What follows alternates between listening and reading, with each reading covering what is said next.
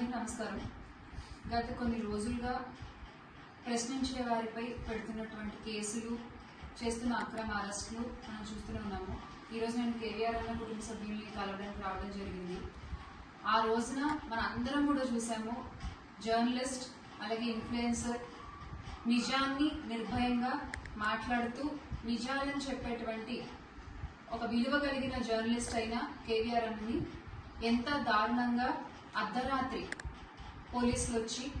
AP పోలీసులు వచ్చి ఈడ్చుకెళ్తూ అడ్డుకున్న కుటుంబ సభ్యుల్ని పక్కకి తోసేసి చిన్న పిల్లలని కూడా చూడకుండా వాళ్ళ ముందే వాళ్ళ నాన్నగారిని అతి కిరాతకంగా లాక్కెళ్తూ అరెస్ట్ చేసినటువంటి ఒక వైనాన్ని రాష్ట్ర ప్రజలు అందరూ కూడా చూశారు.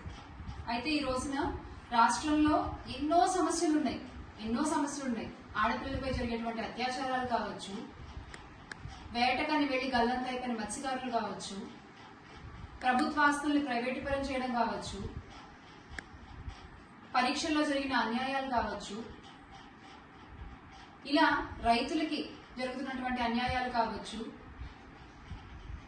ఇలా ఎన్నో సమస్యలు రాష్ట్రంలో ఉంటే తప్పిపోయిన చిన్న పిల్లలు కావచ్చు, ఇలా ఎన్నో సమస్యలు రాష్ట్రంలో ఉంటే అవన్నీ అర్జెంట్ లేదు, అవన్నీ గాలికి వదిలేసి అవన్నీ పక్కన పెట్టేసి కేవలం ఎవరైతే ప్రభుత్వం చేసేటువంటి అన్యాయాల్ని, అధికారంలో ఉన్నటువంటి ఇప్పటి కూటమి ప్రభుత్వం చేసేటువంటి అన్యాయాల్ని వేలెత్తి చూపిస్తున్నారో వాళ్ళని మాత్రం హుటాహుటిన వాళ్ళు ఎక్కడున్నా సరే, పక్క రాష్ట్రాల్లో ఉన్నా సరే వెళ్ళిపోయి అర్ధరాత్రి పూట అర్జెంటుగా వాళ్ళని అరెస్ట్ చేసే కార్యక్రమాలు పెట్టుకుంటున్నారు. ఇవాళ ఇదే జరుగుతోంది.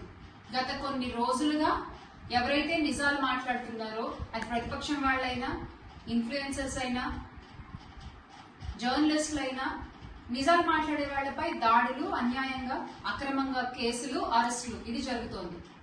ఈ రోజున మరి ఎంత ఇబ్బంది పడుతున్నారు చూస్తా ఉన్నాం. వీళ్ళ కుటుంబం అంతా ఎవరండి? వీళ్ళ కుటుంబానికి ఈ రోజు సమాధానం చెప్పేది 2 చిన్నపిల్లలు.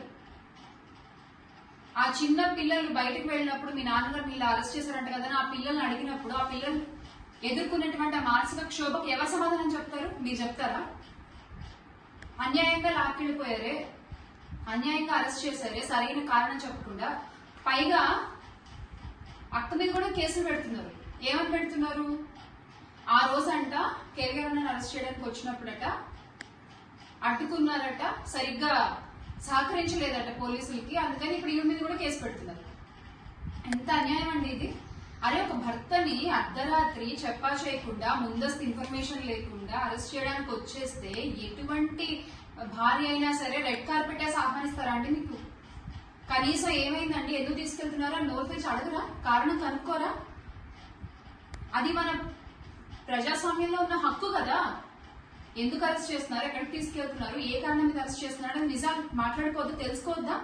మీ ఇష్టానికి మీరు పోలీసులు వచ్చేసి తీసుకెళ్లిపోతామంటే అలా అడిగినందుకు ఇప్పుడు ఈవిడ మీద కూడా కేసు పెట్టే ప్రయత్నాలు చేస్తున్నారు. ఒక్క మహిళ ఇవన్నీ ఎదుర్కొంటూ పోరాడుతూ ఉంది. మరి ఈ రోజు ఇటువంటి పరిస్థితులు చూస్తే జగన్మోహన్ రెడ్డి గారు కూడా హే రామ్ సేవ్ ఆంధ్రప్రదేశ్ అంటూ ట్వీట్ చేసేటువంటి పరిస్థితి వచ్చింది. ఎవరికి చెప్పుకోవాలో అర్థం కాక దేవుడిని మొదలుపెట్టుకుంటున్నారు. ఏంటి వ్యవస్థలు? జర్నలిజం అనేది 4th ఎస్టేట్ గా ఉంది, కానీ ఈ రోజున అదే జర్నలిజం పర్సనల్ ఎసెట్ అయిపోయింది కొంతమందికి. ఆ పర్సనల్ ఎసెట్ గా ఉండి ఆ జర్నలిజం చేసే వాళ్ళందరికీనేమో పల్లకి మోతలు, అలా కాకుండా మీరు చేసే తప్పులు ఎత్తి చూపించే వాళ్ళకందరికేమో అరెస్ట్. ఇది ఈ రోజున రాష్ట్రంలో జరుగుతుంది. ఒకటి మాత్రం గుర్తుపెట్టుకోవాలి, అది ఏ రాష్ట్రమో, అది ఆంధ్రప్రదేశ్, తెలంగాణ, లేకపోతే ఇంకే రాష్ట్రం అని మాట్లాడట్లేదు. ఒక జర్నలిస్ట్ కి ఈ రోజు జరిగిన అన్యాయం గురించి ఖచ్చితంగా మనం మాట్లాడుకోవాల్సిన పరిస్థితి.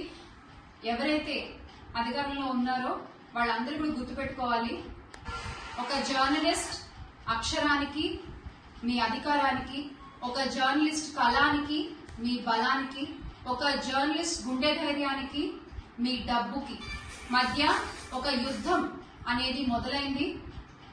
ఈ